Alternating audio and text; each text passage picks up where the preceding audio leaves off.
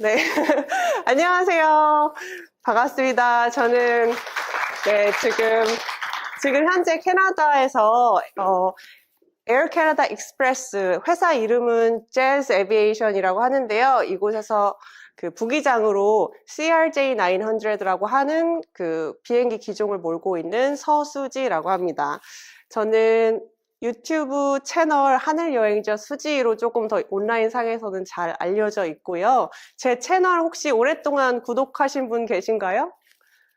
아마 제가 맨 처음에 캐나다에서 그 CPL 자격증을 따고 취업이 안 되는 거예요. 그래서 너무 우울하고 돈도 다 떨어지고 너무 절박한 상황 때 그때 저희 남편의 권유로 그때 유튜브 채널을 시작을 하게 됐어요.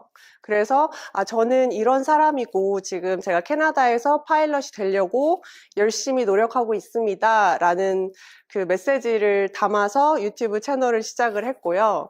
그게 2017년이니까 벌써 한 7년이 됐죠. 그래서 그동안 뭐 비행 교관으로도 이제 근무를 하고, 그리고 화물기 조종을 하는 그 칼고 파일럿으로도 일을 하고, 그리고 지금 이제 현재 근무하는 곳에서 2년 반 전에 취업이 돼서 지금은 에어라인 파일럿으로서 지금 캐나다에서 근무를 하고 있습니다. 오늘 세미나 일정은 이렇게 될 건데요. 먼저 첫 번째는 간단하게 인트로 벌써 시작했지만, 그리고 저의 파일럿 스토리를 잠깐 얘기를 하고, 그 다음에 파일럿 자격증 취득 과정, 그리고 미국과 캐나다 항공 유학의 비교, 그리고 항공 유학을 왜 실패를 하는지 그런 실패 이유를 좀 분석을 좀 해보고, 그리고 나서 잠깐 쉬었다가 이제 실패 원인을 분석을 했으니 이제 해결 방법을 좀 얘기를 해봐야겠죠. 그래서 성공적인 항공 유학을 위해서 어떻게 구체적으로 목표를 세우고 계획을 세울지 이런 얘기를 좀 해볼 거고, 그리고 난 다음에 지금 제가 이번에 준비한 파일럿 사관학교 교육 프로그램에 대해서 설명을 좀 해드리고, 그리고 아웃트로를 하고, 그리고 나서 이제 정보를 내가 원한 만큼 다 얻었다 하시는 분들은 이제 가시면 되고요. 아니면 저한테 개별적으로 이제 조금 저의 상황은 이런데요. 어떤 어드바이스가 필요할까요? 하고 하시는 분들, 그런 분들한테 개별 Q&A를 받고, 그리고 내가 영어가 지금 항공 유학을 가기 충분한가 조금 어세스먼트를 받고 싶다 하시면 이제 테런스랑 1대1로 대화를 하셔가지고 좀 여러분들이 필요한 정보랑 그리고 조언 같은 거를 다 마음껏 받고 가셨으면 좋겠습니다. 자, 그럼 먼저 세미나 1부를 시작하겠습니다. 파일럿은 비행을 하는 동안 3가지를 동시에 합니다. 혹시 이게 뭔지 아시는 분 계시나요? 없을까요? 이 3가지를 동시에 하는데요. 먼저 aviate, navigate, 그리고 communicate입니다. 요 aviate, navigate, communicate은 이제 한국말로 말하자면 먼저 비행기 조종을 하죠. 비행기를 내가 원하는 대로 컨트롤을 하는 것, 이것을 aviate이라고 얘기를 합니다. 그리고 나서 길을 찾아야겠죠. 내가 가고자 하는 목적지를 향해서 가야겠죠. 그래서 이제 navigate, 그게 이제 그 길 찾는 그 파트고요. 그리고 3번째는 communicate입니다. 내가 같이 비행을 하고 있는 그 코파일럿 혹은 기장, 부기장과 함께, 그리고 같이 일을 하고 있는 그 캐빈 크루, 또 하나는 이제 관제사와 계속 이제 커뮤니케이션을 하면서 이제 비행을 하는데요. 그러다가 비상 상황이 발생하면 우선순위부터 일을 수행을 합니다. 요 3가지 중에서 그럼 가장 첫 번째가 뭐가 될까요? 가장 첫 번째는 제가 힌트를 드렸는데 바로 이 순서입니다. aviate, navigate, communicate. 그래서 가장 먼저 비행기 컨트롤을 해야겠죠. 컨트롤을 하시고 난 다음에 비행기가 컨트롤이 되면, 그리고 난 다음에 navigate, 그리고 난 다음에 communicate를 합니다. 그래서 오늘의 수업의, 오늘 강의의 가장 중요한 포인트라고 하면은 우선순위에 대한 이야기입니다. 나의 인생의 우선순위, 그리고 이 파일럿이 되기 위해서 내가 지금 해야 되는 것에 대한 우선순위. 그래서 이런 우선순위에 대해서 이야기를 해보도록 하겠습니다. 잠깐만요. 제가 지금 저의 스토리를 간단하게 얘기를 했지만, 조금 더 이야기를 해보면요. 이게 지금 제가 비행을 하고 있는 칵핏의 모습이고요. 그리고 이 비행기를 몰고 있습니다.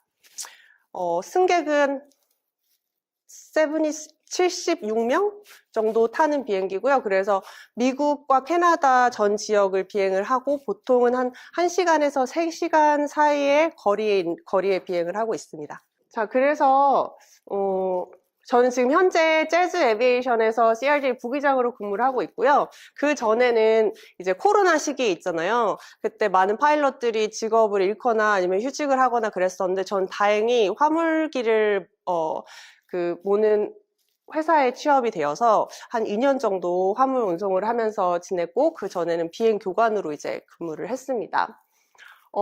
그리고 2017년도에 하늘여행자 수지 유튜브 채널을 시작을 했고요. 그리고 2019년도부터 파일럿 하우스를 운영을 하고 있어요. 파일럿 하우스는 파일럿이 되고자 이제 캐나다에 오는 친구들이 멘토링이 필요하고 그리고 이 파일럿이라는 그 과정을 함께 하면서 성장하고 서로 돕고 하는 그런 생활 밀착형 멘토링 공간이고요. 그래서 그거를 지금 5년째 운영을 하고 있습니다. 그리고 그 외에 파일럿 인터넷 강의를 만들어서 파일럿 양성소라는 것을 만들었고요. 아시는 분들은 아시겠지만 MBC 아무튼 출근에 제가 이제 화물 항공기 조종할 때 그때 저의 삶의 일부를 보여준 그런 아무튼 출근에 출연을 했었고, 그리고 올해 제가 이번에 이 세미나를 준비하면서 이 파일럿 사관학교를 설립을 하였고요. 그리고 그 외에 항공유학 관련 멘토링이나 상담, 그리고 세미나 다수를 진행을 하고 있습니다. 네, 이게 저희 이제 파일럿 하우스에서의 학생들과의 이제 모습이고, 아버지, 저기,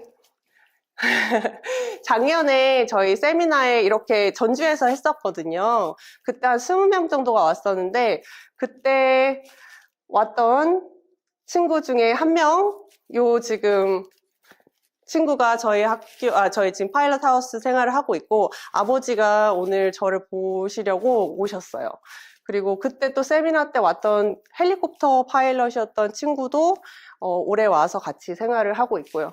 이게 저기 기원이라고 하는, 제이크라고 하는 친구입니다. 요즘에 자기가 비행하는 모습을 영상으로 남겨서 제 파일럿 유튜브 채널에 지금 올리고 있는 친구입니다. 네, 그리고 파일럿 사관학교는 제가 하게 된 이유는 굉장히 많이 파일럿 하우스를 운영을 하면서 그들이 어느 부분에서 되게 힘들어 하는지, 그리고 어떤 친구들은 끝까지 가고 어떤 친구들은 중간에 포기하는 친구들이 굉장히 많았거든요. 그래서 그걸 보면서 어떻게 하면 한국에서부터 좀 준비를 잘 해가지고 캐나다에 와서 좀 더 성공적으로 이 파일럿의 길까지 닿을 수 있을까, 이런 것들을 고민을 하다가 제가 이번에 이제 준비를 한 프로그램입니다. 자, 파일럿 자격증 취득 과정에 대해서 얘기를 해볼 건데요. 이거는 준비를, 지금 유학 준비를 얼마나 하셨는지에 따라서 아시는 분들은 사실 다 아시는 내용이에요. 그래서 한번 얘기를 해볼게요. 혹시 PPL, CPL이 뭐다라는 거 알고 계시는 분 손 들어주시겠어요? PPL, CPL이 뭔지 알고 있다. 아마 한 반절 이상은 좀 알고 계시는 것 같은데, 우선 자격증 취득하는 과정은 이렇습니다. 먼저 PPL이라고 해서 Private Pilot License라는 걸 따거든요. 요거는 그 비행기에 엔진이 하나 있는 프로펠러 비행기를 내가 혼자서 내가 원하는 곳까지 조종을 할 수 있는 자격증을 말해요. 그래서 이거는 취미로 하시는 분들 아니면 이제 이 파일럿이라는 걸 커리어로 삼고 싶으신 분들이 처음으로 따야 되는 자격증을 PPL이라고 합니다. 그래서 어떤 예를 들 수 있냐면 PPL을 따고 나시면 내가 예를 들면 비행기를 사야지 해서 비행기를 사서 내가 원하는 곳에 조종을 해서 이제 갈 수 있는 그런 자격증이에요. 실제로 한 50대, 60대 분들이 이제 은퇴를 하고 뭘 할까, 재미있는 게 뭐가 있을까 해서 은퇴 후 취미생활로 이제 PPL 자격증을 따시는 분들도 캐나다에는 많이 있습니다. 그리고 난 다음에 이제 CPL인데요. CPL은 Commercial Pilot License라고 해가지고 엔진이 하나 있는 프로펠러를 이제 돈을 받고 일을 할 수 있는 자격증을 말합니다. 그래서 요거 같은 경우에는 이 자격증을 따는 거는 아무래도 이제 내가 이걸 파일럿을 업으로 삼고 싶다 하시는 분들이 이제 당연히 기본적으로 따야 되는 자격증을 말하고요. 근데 프로펠러 하나 달려있는 싱글 엔진이라고 하면 요걸로 할 수 있는 게 그렇게 많지 않잖아요. 그래서 보통 요 자격증을 따고 나신 다음에 여러분 혹시 스카이다이빙? 번지점프 아니라 스카이다이빙 같은 거 해보신 분 계신가요? 네, 스카이다이빙 할 때 비행기 타고 이렇게 올라가서 거기서 떨어뜨려주잖아요. 그 일을 하실 수 있는 자격증입니다. 네. 그리고 나서 이제 세 번째로 멀티 IFR 자격증을 이거를 이제 레이팅이라고 하는데요.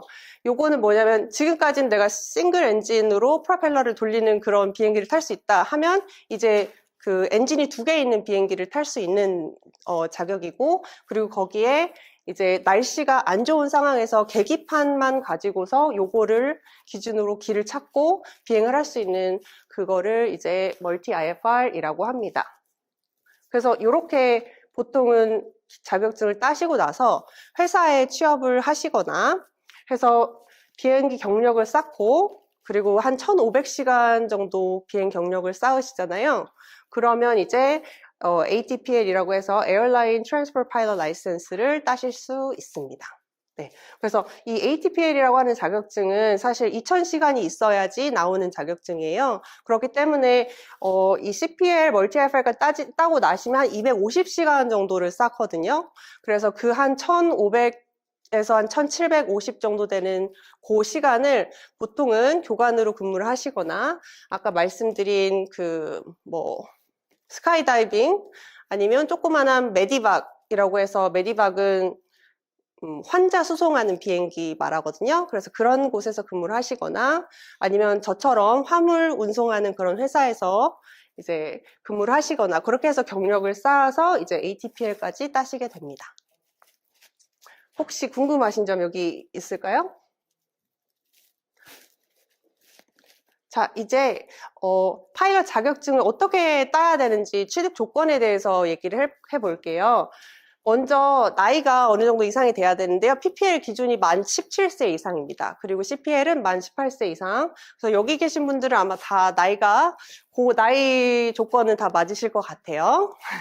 그리고 난 다음에 이제 신체 검사를 이제 통과를 하셔야 되는데 보통 메디컬 1이랑 3가 있어요. 근데 CPL, 그러니까 파일럿을 업으로 삼으시려는 분들은 메디컬 1, 카테고리 1을 받으셔야 됩니다. 그게 이제 미국에서는 화이트 카드라고 보통 통상적으로 얘기를 하는데요. 이 신체 검사 그게 있어야 되고요.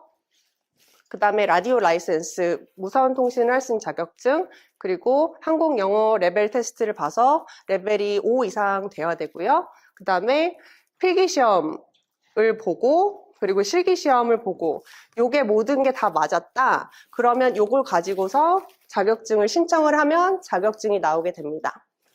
그리고 이 중에서 그리고 이제 갱신이라는 부분이 중요한데요. 자동차는 장롱 면허라는 게 있잖아요. 그래서 면허를 따놓고서 나중에 막 한 3년, 4년 지나서 운전하시는 분들 계시죠. 근데 파일럿 자격증은 갱신을 1년마다 해야 돼요. CPL 같은 경우에, 커머셜 파일럿의 경우는, 그리고 에어라인 같은 경우에는 6개월에 한 번씩 시험을 봐야 되기 때문에 저는 이거 몰랐어요. 그래서 그 자격증 따고 나면 이제 난 파일럿이니까 이렇게 생각을 했는데, 이거를 매년 그리고 6개월마다 계속 시험을 봐야 된다라는 그런 조금 어려운 점이 있긴 하지만 이것도 계속 하다 보면 좀 쉬워집니다. 네, 처음에는 어렵지만 조금씩 더 쉬워집니다. 그래서 요 중에서 만약에 특히 이제 신체 검사 같은 경우는 있잖아요.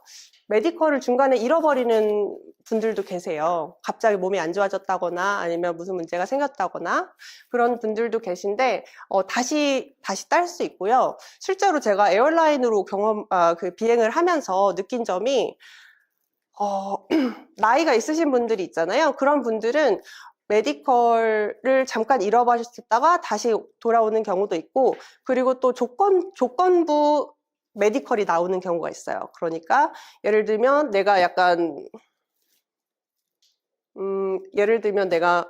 내가 심장 질환이 안 좋아서 내가 중간에 무슨 일이 있을 수도 있어 라고 미리 저한테 말을 하는 기장분들도 계시고요. 근데 그런 경우에는 2명이 꼭 파일럿이 필요한 비행기에서 탈 수 있는 조건이 있어요. 그런 분들은. 네. 그리고 안경 끼신 분들 중에서 걱정하시잖아요. 시력이 안 좋으신 분들. 그런 경우에도 이제 내가 교정 시력인 경우에는 안경을 추가로 하나를 가지고 다니면 비행을 할 수 있다. 이런 조건부 신체 메디컬이 있기 때문에 시력 때문에 너무 걱정하시는 분들이라면 내가 완전 생명이 아닌 이상은 라식이나 라섹 수술을 하셨어도 충분히 이제 신체 검사는 받으실 수 있고 메디컬을 받으실 수 있습니다. 네, 여기 그래서 이렇게 쭉 정리를 해봤고요. 필기시험하고 실기시험 같은 경우는 필기시험 먼저 이론 수업을 한 40시간 정도를 받으셔야 돼요. 그래서 40시간 정도를 이수를 하고 그리고 나서 이제 예비 시험 같은 거를 쳐서 내가 어느 정도 점수가 이상이 넘으면 그때 학교로부터 추천서를 받아요. 아니면 교관 선생님으로 추천서를 받아서 그 추천서를 가지고서 시험을 보면 됩니다. 그리고 실기시험 같은 경우에도 최소 45시간 비행을 해서 이제 시험 준비가 되면 그때 예행 테스트를 봐서 교관 선생님께서 이제 추천서를 써주시면 그걸 가지고서 실기시험을 보시면 되고요. 필기시험이나 실기시험이나 둘 중에 뭘 먼저 하시든지는 상관이 없습니다. 대신 필기시험을 통과하고 나서는 2년 안에 실기시험을 통과해야지 가능하고요. 실기시험을 통과하고 나서는 1년 안에 필기시험을 통과를 하셔야 자격증을 취득할 수 있다는 조건이 있습니다. 아마 여기 계신 분들 중에서 굉장히 많은 분들께서 비용에 대한 부담이 있으실 거예요. 그쵸? 한국 유학이 정말 비싸고 돈이 많이 드는 그런 과정이잖아요. 대부분의 비용에 대한 부담은 사실 이 실기시험에서 옵니다. 그래서 제가 말씀드리는 부분은 충분히 필기시험을 한국에서 준비하실 수 있고 이론 공부를 충분히 하시고 필기시험을 어느 정도 준비가 된 상태에서 유학을 가시는 게 아무래도 비용적으로나 시간적으로나 훨씬 더 효율적이다라는 말씀을 꼭 드리고 싶었어요. 그 1억이라는 비용은 보통 통상적으로 얘기하는 한국 유학의 1억이라는 비용은 다 실기시험에서 나오는 겁니다. 그러니까 이 부분 꼭 이제 아셨으면 좋겠고요. 자, 이제 미국과 캐나다 항공 유학을 비교를 해볼 건데요. 항공 유학 국가를 선택할 때 고려하는 사항, 여러분 어떤 것들이 있을까요? 자유롭게 한번 얘기를 해주세요. 날씨? 오케이. 영주권? 오케이. 또 고민하시는, 네? 또 여러분 많이 검색 많이 해보셨잖아요. 한국 유학 국가 어디로 추천해주세요. 네이버 많이 블로그 글 보고 카페 글 보고 하시지 않으셨어요?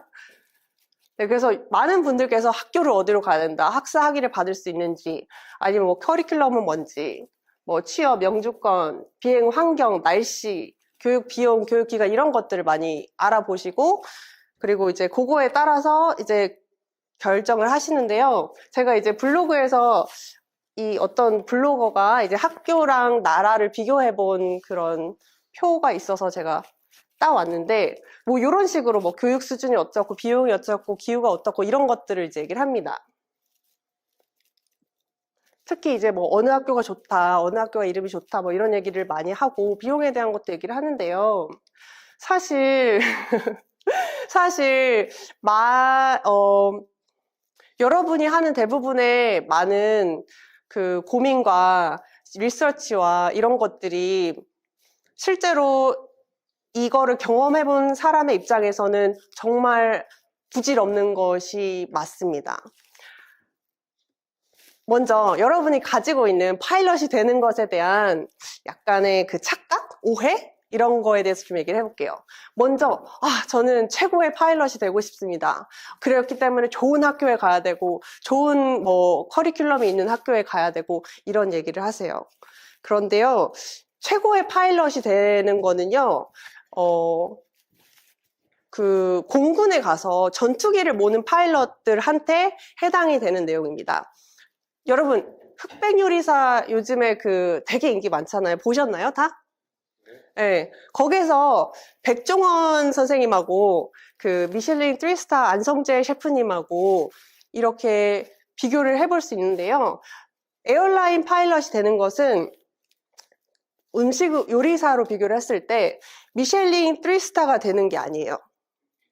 에어라인 파일럿이 되는 것은 백종원 선생님께서 운영하는 뭐 홍콩 반점에서 정해진 레시피대로 그 청결 수준을 유지를 하고 그 레시피를 따라서 조리를 해서 그걸 손님한테 제공하는 게 에어라인 파일럿입니다. 그 말은 뭐냐면 내가 최고가 될 필요가 없고요. 회사에서 요구하는 방식대로 내가 가지고 있는 기본적인 조건, 자격증이나 이런 것들을 가지고 회사에서 요구하는 그 매뉴얼대로, 그 룰대로, 항공법대로 잘 비행을 하는 사람이 에어라인 파일럿입니다. 그러니까 제가 너무 비행기 조종 스킬이 안 좋아요. 이거는 PPL 때, 그리고 특히 0에서 200시간 사이에 있는 친구들이 고민할 문제가 아니에요. 왜냐? 그 시간대는 당연히 못하거든요.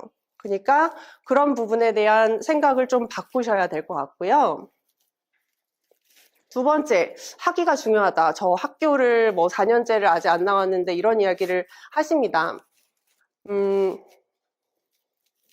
만약에 요거는 조금 이따 더 얘기를 할 건데 파일럿이 되는데 사실 가장 중요한 부분은 내가 자격증을 다 가지고 있고 그리고 총 비행시간이 몇 시간이고 이 비행시간 중에서 어떤 시간을 어떻게 쌓았는지가 사실 가장 중요합니다. 그래서 어떤 분들이 이런 얘기 하세요.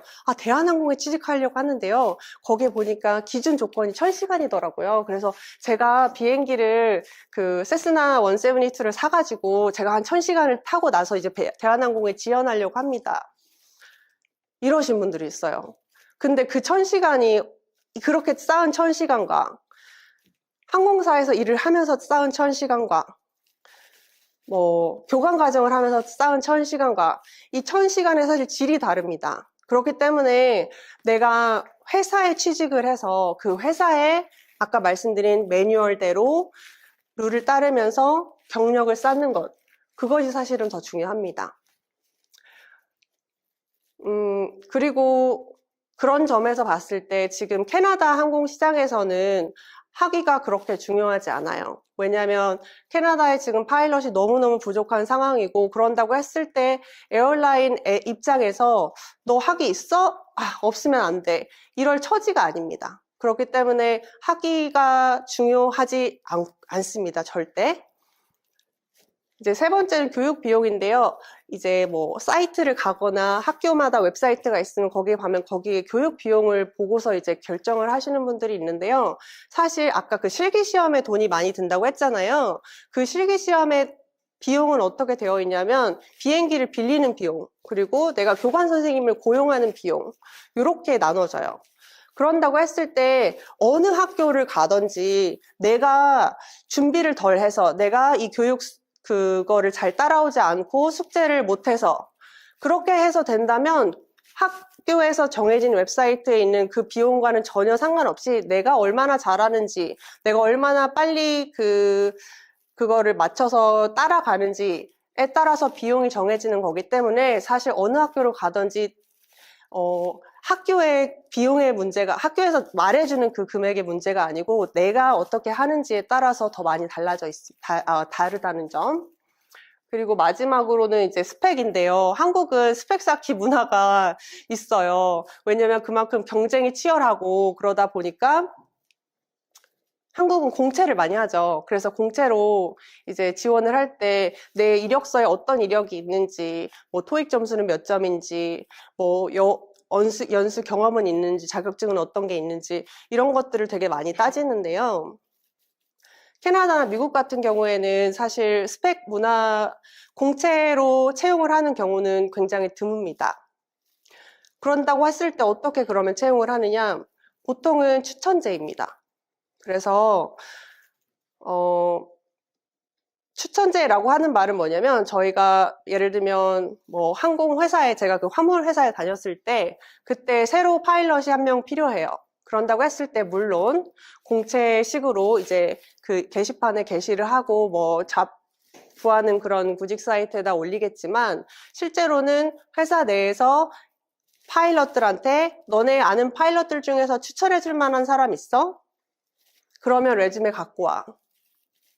이런 경우가 대부분이고요. 그런다고 했을 때 내가 직원 파일럿으로서 얘 괜찮아 믿고 한번 기회를 줘 라고 하는 사람들에게 먼저 기회가 갑니다. 그래서 회사에 갔을 때 레주메 같은 경우는 막 이렇게 쌓여 있어요. 하지만 내 레주메가 다른 사람들보다 더 스탠드아웃 하려면 그 회사에서 추천을 해주는 파일럿이 자기 이름으로 사실 추천을 해주는 거잖아요. 이 사람 있는데 내가 아는 앤데 괜찮아, 잘할 거야 하고 그렇게 하는 경우에게 더 많은 기회가 돌아갑니다. 실제로 에어 캐나다에서도 파일럿 추천 그게 있어요. 그래서 파일럿들은 에어 캐나다에서 1년에 1명인가 2명 정도를 추천할 수가 있고요. 그 추천서를 받은 사람들의 경우에는 조금 더 좋게 이제 기회가 가집니다. 그래서 한국의 스펙 쌓기보다는 내가 어떤 사람을 멘토를 잡고 그리고 그 사람과 관계를 유지를 하고 내가 어떤 태도와 어떤 자세를 가지고서 준비를 하고 있는지 이런 부분에 따라서 나를 끌어줄 수 있는 사람이 더 필요하다. 그게 북미 시장의 이제 실제적인 이제 모습입니다. 자, 이제 한국 유학 국가 지역을 선택할 때 가장 중요한 것을 아까 막 다 얘기해봤잖아요. 뭐 기후, 환경, 뭐 학교, 학위, 막 이런 걸 얘기해봤는데 그러면 도대체 뭐가 중요하다는 거예요. 제가 처음에 이제 시작했을 때 이제 우선순위에 대해서 얘기를 해봤잖아요. 그래서 사실 지금 현실적으로 봤을 때 가장 중요한 거는 영주권 취득입니다. 아마 다 요 생각으로 오셨을 것 같은데 맞죠?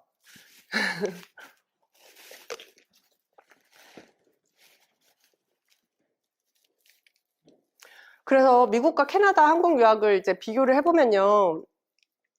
뭐 날씨도 좋고 뭐 아무래도 자료를 받을 수 있는 것들도 정보도 훨씬 더 많고 그리고 또 한국은 전통적으로 역사적으로 미국과의 교류가 조금 더 이제 중요시되다 보니까 미국으로 굉장히 많이 비행을 가는데요. 실제로 트럼프 정부가 이제 최근에 들어섰잖아요. 그리고 나서 캐나다 이민을 검색한 구글 그 검색 수가 500%가 넘었어요.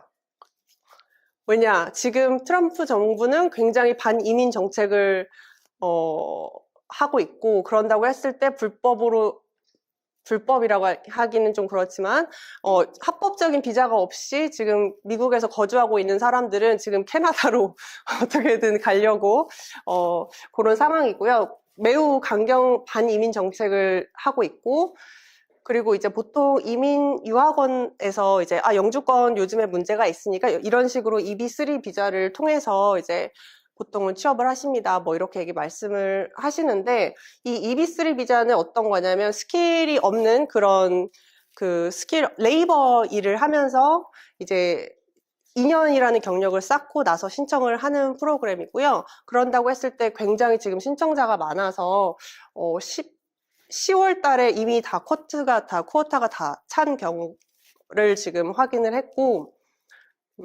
실제로 캐나다의 그 에어라인 파일럿들도 미국에 너무너무너무 가고 싶어 합니다. 그래서, 왜냐면 지금 같은 비행기 기종을 미국에 가서 이 경계만 넘어서 간다. 그러면 저희는 캐나다의 파일럿의 연봉이 2배가 뛰어요.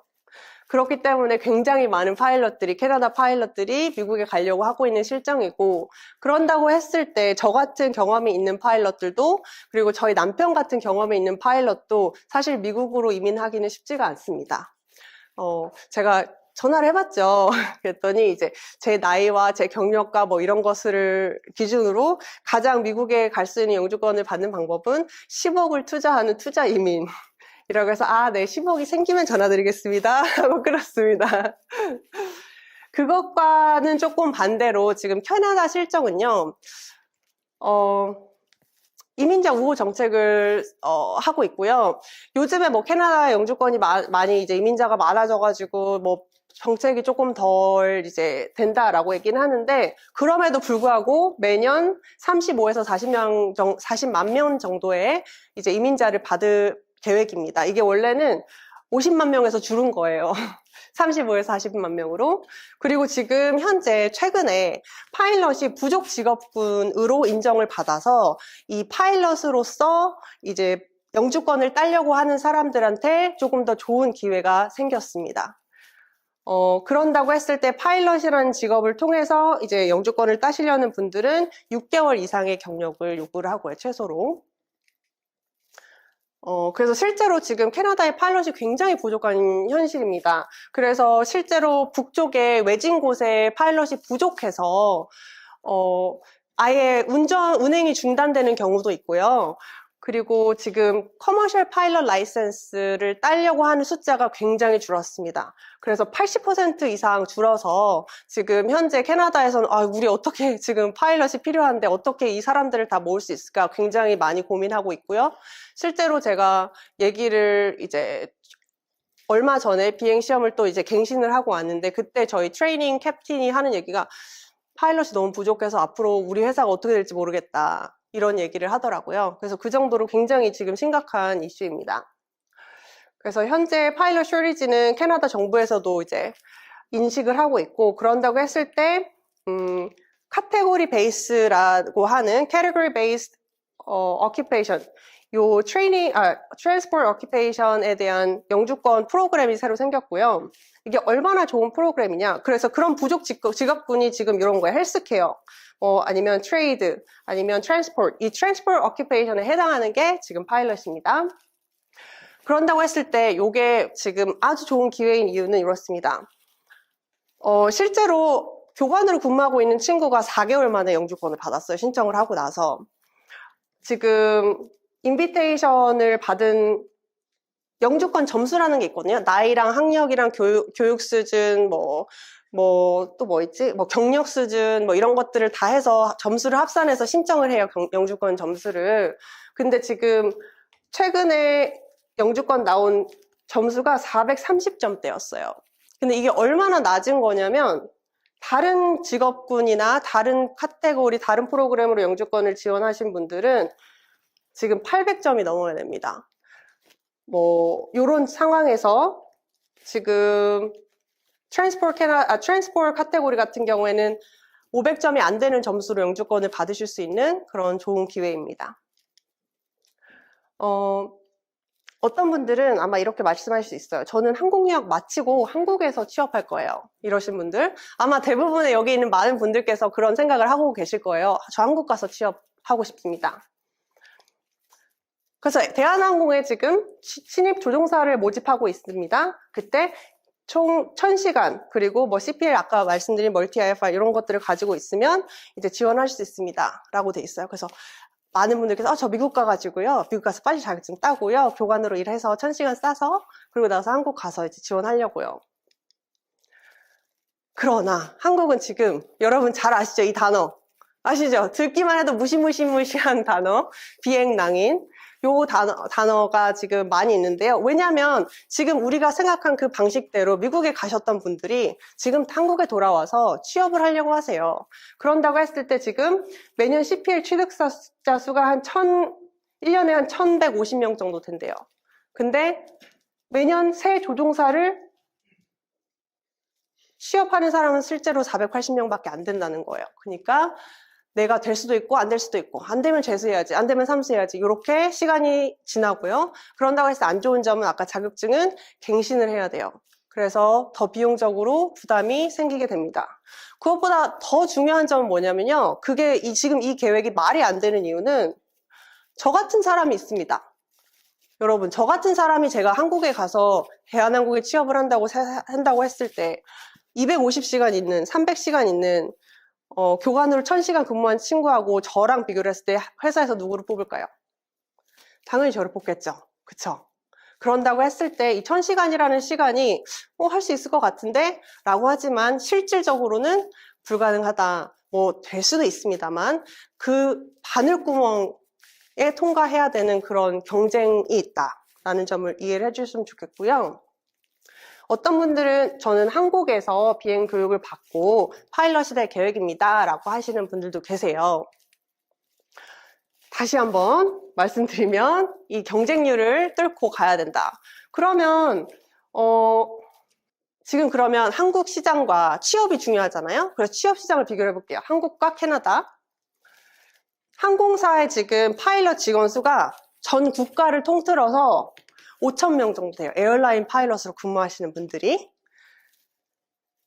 에어 캐나다 파일럿 수 5,500명입니다. 에어 캐나다 회사 하나만 놓고 봤을 때 회사 하나랑 국가의 전체 파일럿 수가 같은 거예요.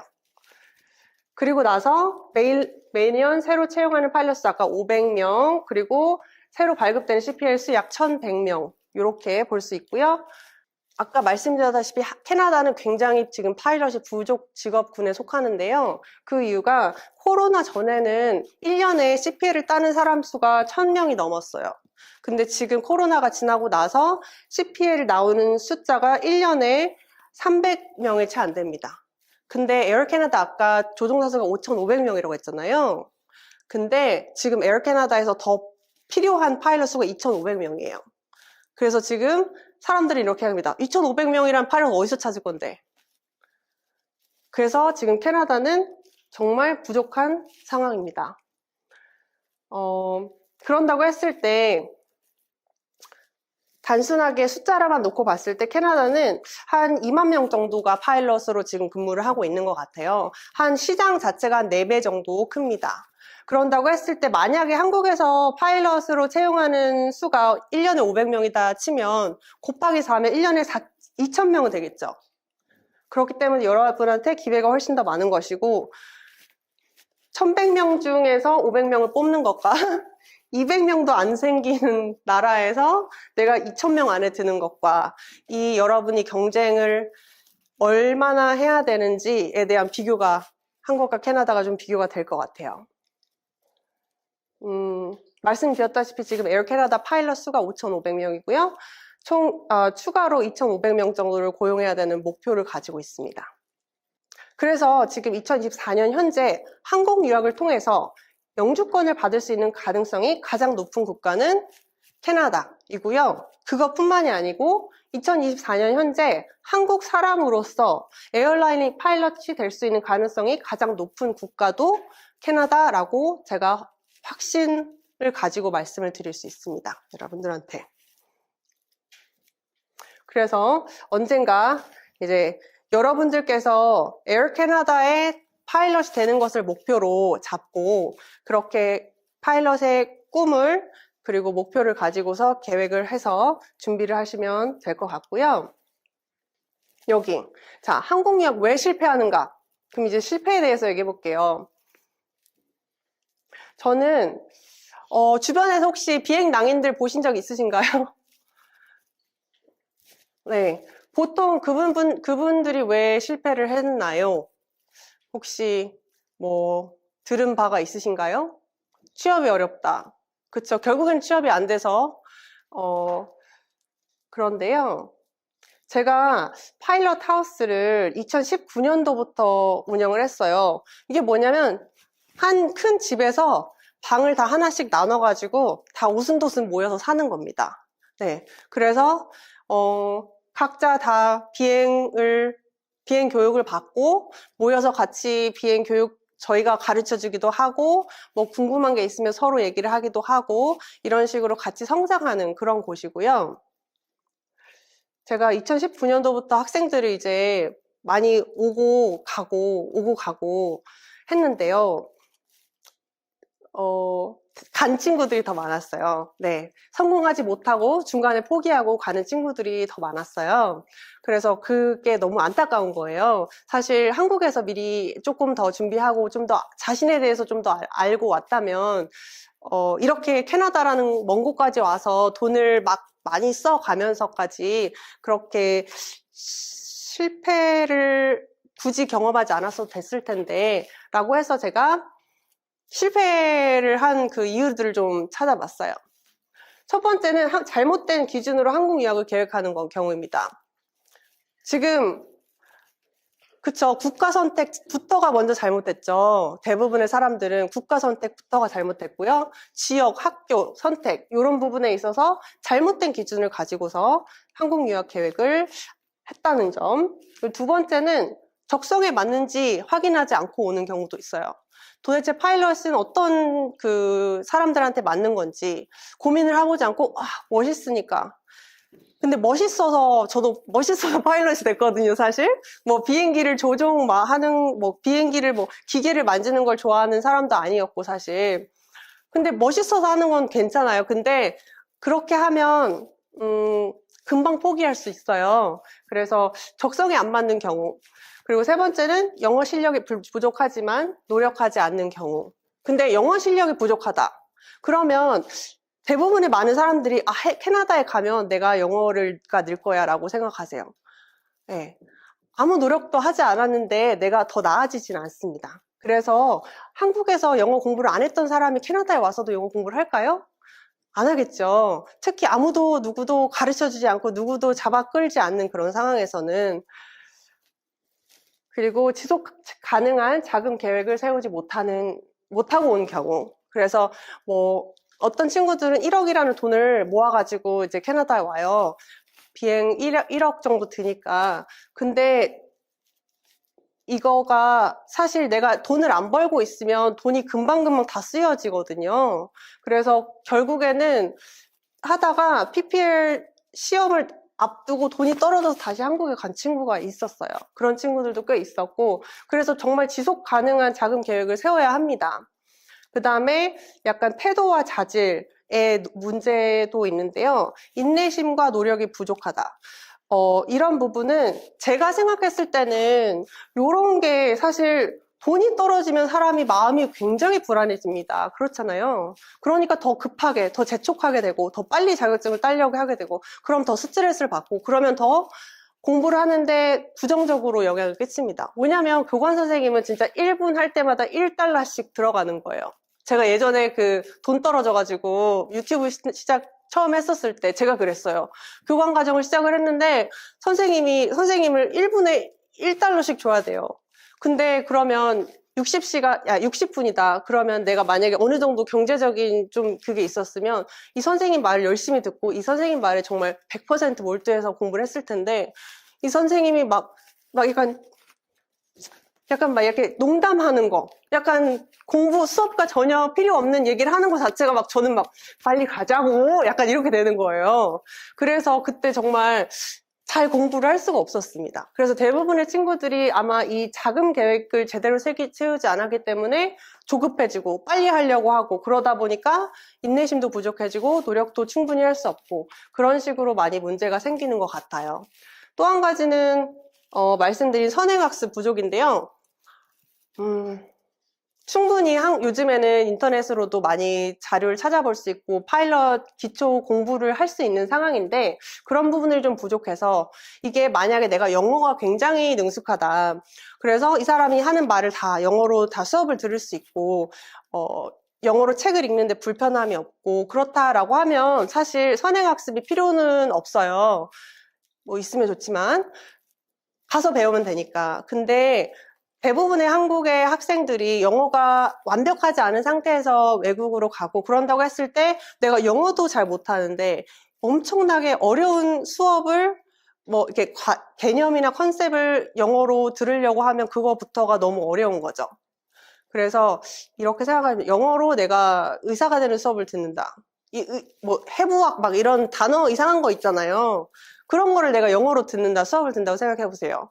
감이 오겠습니까? 그러면 그 단어라도 미리 한국말로 무슨 건지 알고 이제 수업을 들으려고 하겠죠. 그것과 비슷한 개념입니다. 그래서 어느 정도의 선행학습이 필요하다라고 저는 이제 생각이 들고요. 그 다음에 자립심과 책임감이 부족한 점. 요거는 외국에서 한국 유학 같은 경우에는 아무도 누가 너 공부해 뭐 이렇게 해야지 하는 시스템이 아니에요. 정말 제가 교관으로 일을 해왔잖아요. 저희는 딱 이번 수업 시간에 해야 되는 목표가 있어요. 이 수업을 하고 나서 이 친구가 요거를 수행할 수 있어요. 그럼 그 다음 걸로 넘어가요. 그리고 나서 이걸 가르치고 이 친구가 이 수행을 할 수 있다. 그럼 그 다음 걸로 넘어가요. 근데 이걸 가르쳤어. 근데 이 학생이 이 수행을 못했어. 응? 다시 또 가르쳐. 또 못해. 다시 이렇게 되는 거예요. 그래서 제가 예전에 가르쳤던 학생 중에서 정말 너무너무 준비를 안 하고 오는 학생이 있었어요. 제가 얼마나 화가 났겠어요. 그쵸? 열심히 해야지. 너 지금 돈을 지금 막 날리고 있는 거야. 길거리에다가. 근데 제가 나중에 그 친구는 네. 약간 에버랜드에 온 손님이라고 제가 생각하기 시작했어요. 왜냐, 가십시오. 이거 가르쳤어요. 얘는 이제 비행 라이드 가는 거예요. 약간 후룸 라이드 타고 오는 거예요. 어떻게 보면. 그래서 그런 학생들이 있고, 그런다고 했을 때 본인이 정말 이거를 열심히 하겠다라는 자립심과 내가 스스로 자기 공부를 할 수 있는 그런 책임감이 좀 부족했던 학생이 있었습니다. 그래서 이런 부분도 확실히 영향을 미치고요. 그리고 멘토링의 부재. 아까 말씀드린 것처럼, 가는 길이 여러 가지가 있고요. 모든 게 다 잘못됐다고 하는 길은 없지만 가능하면 좀 실패를 줄이고 좀 돌아가지 않도록 하는 그런 멘토링이 많이 필요한 현실입니다. 그리고 특히 아까 말씀드렸다시피 캐나다나 북미 지역 같은 경우에는 스펙이 아니고 내가 어떤 사람은 어떻게 아느냐에 따라서 많이 나의 진로가 결정이 되거든요. 그래서 그런다고 했을 때 나를 믿고 나한테 기회를 주고 나를 추천해줄, 그렇게 적극적으로 나를 도와줄 그런 멘토가 꼭 필요합니다. 제가 아니더라도 꼭 멘토가 필요하다라는, 저는 정말 너무 감사하게도 테런스가 저의 어떻게 보면 멘토가 되어줬고, 그리고 비행 교관을 할 당시 에어 캐나다의 787 기장을 우연히 만났어요. 그 할아버지를.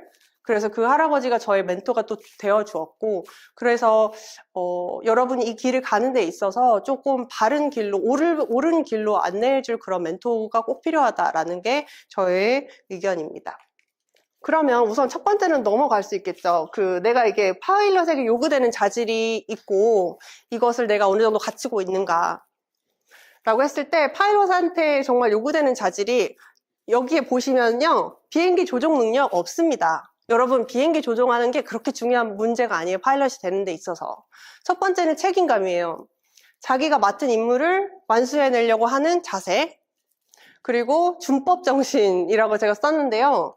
한국 법이 있고 회사 규율이 있는데 사실 내가 비행을 가면 누구도 나한테 뭐라고 하지 않거든요. 근데 나는 어느 정도 항상 내 스탠다드를 유지를 하면서 회사에서 요구하는 그 방식대로 매뉴얼에 따라서 비행을 해야 되는 거예요. 그러려면 그 수준을 내가 꾸준히 유지를 해야 되고, 그러려고 하면 자기 개발하고자 하는 의지, 그리고 이 기준 밑으로는 절대 내려가지 않는다라고 하는 자기 자신에 대한 뭔가 그런 책임감 같은 게 있어야 됩니다.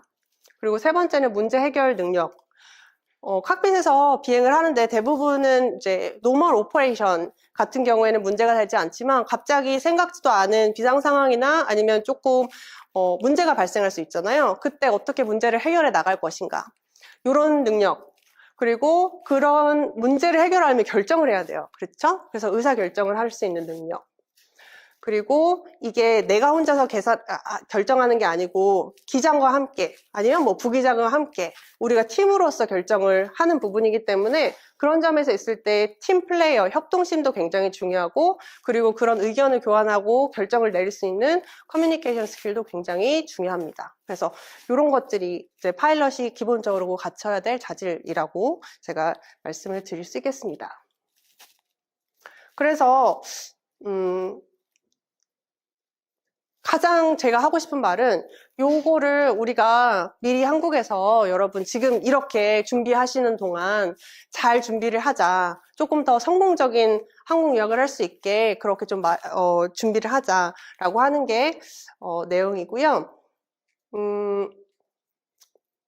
이제 좀 여러분들이 아마 궁금해하시는 대부분 제가 정말 많이 세미나를 하고 뭐 상담을 많이 해왔고 해봤잖아요. 그래서 대부분의 여러분의 질문들, 예상 질문을 제가 뽑아왔어요. 첫 번째, 제가 나이가 많은데 파일럿이 될 수 있을까요? 라고 질문을 하신 분들이 있어요. 나이가 많다는 게 문제가 되는 건 아닌데요. 제가 처음에 인트로를 할 때 오늘은 무엇에 대한 얘기라고 했죠? 오늘은 우선순위에 대한 얘기라고 했잖아요. 나이가 있다라는 점은 내가 지금까지 사회생활 하면서 쌓아놓은 게 있고, 그리고 가족이 있고, 부양해야 될 가족이 있고, 파트너가 있고, 이런다고 했을 때, 이 파일럿이라는 제가 봤을 때는 4년에서 5년 정도가 필요한, 과정이거든요. 이 과정을 견딜 만한, 우선순위가 될 수 있느냐, 사실 이 문제입니다. 내가 지금까지 쌓아놓은 거, 내 가족, 뭐 이런 거 처자식 다 버리고, 내가 이 파일럿을 향해서 4년 동안 내가 몰두할 수 있겠느냐. 대부분의 사람들한테는 그게 사실 쉽지가 않기 때문에 그런 부분, 그리고 영어나 적응을 하는 부분들이나 이런 부분에 있어서 조금 더 어려움이 있을 수 있고요. 그리고 또 나이가 많다라는 점은 영주권 취득에 조금 더 불리하다. 나이가 젊을수록 점수가 높거든요. 그래서 영주권 취득하는 데 조금 더 어려울 수가 있다. 그리고 기회비용을 생각할 수도 있죠. 내가 이 정도 시간에 이 정도 비용을 들인다라고 했을 때 어느 정도 사회에서 자리를 잡거나 다른 커리어를 쌓으신 분들한테는 내가 이 정도를 투자해서 이 정도의 대가를 받는다고 했을 때 이게 기회비용적으로 맞지 않은 경우도 있을 수 있습니다. 그래서 제가 봤을 때 이제 나이를 얘기할 거예요. 제가 생각했을 때 이게 가능한 나이와 완전 제가 생각했을 때 제가 앞으로 말씀드리려고 하는 이 프로그램의 적절한 나이는 만 31세 미만인 것 같아요. 네. 이렇게 말씀드리는 이유는 제가 2부에서 더 얘기를 할 거겠지만, 만약에 만 32세 이상이시다 하시면, 먼저 내가 영주권을 딸 수 있는 방법을 찾으셔야 됩니다. 그리고 나서 이게 가능했을 때 영주권을 먼저 취득을 하고 그리고 나서 비행을 시작하시라고 저는 꼭 말씀을 드리고 싶고요. 그러지 않은 경우에 친구들 같은 경우에는 4년에서 5년 정도를 내가 투자를 해서 이제 파일럿 됨과 동시에 함께 영주권까지 진행할 수 있다라고 생각하시면 될 것 같습니다. 여기서 이거 보고 너무 슬프신 분이 있으실까요? 네, 조금 더 방법을 좀 더 얘기를 해볼게요. 이따가. 그 다음에 이제 또 다른 분. 대학 학위가 없어도 제가 에어라인 파일럿 될 수 있을까요? 하시는 질문. 네. 4년의 기회비용입니다, 여러분. 4년의 기회비용. 내가 4년 동안 학교를 다니고, 그 다음에 이제 한국 유학을 준비하신다. 근데 아까 우선순위에서 항공사에서 그 파일럿을 뽑을 때 우선순위에서 학위는 제일 밑이에요, 사실. 그런다고 했을 때 정말 우리가 뭐가 중요한가를 고민해봐야 돼요. 그런다고 했을 때 에어 캐나다의 파일럿 연봉 차트입니다.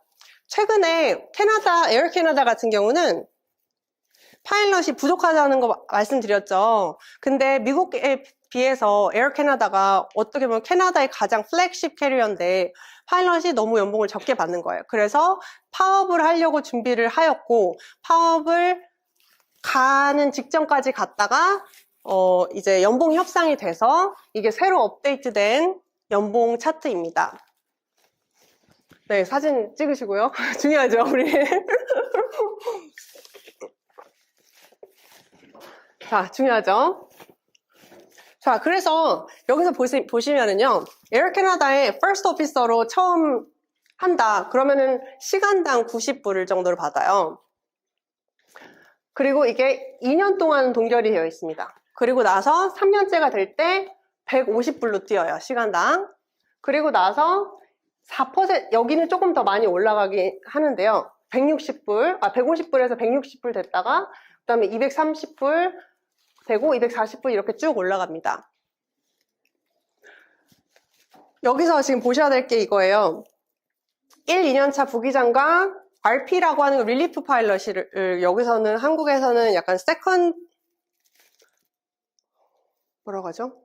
뒤에 그 릴리프 파일럿, 그러니까 기장, 부기장 다음의 사람, 그거를 릴리프 파일럿이라고 하는데 연봉은 1, 2년 동안 동일하다가 그 다음에 뛰고 그 다음에 나머지 것들은 4%씩 증가한다라고 보시면 돼요. 연 4%.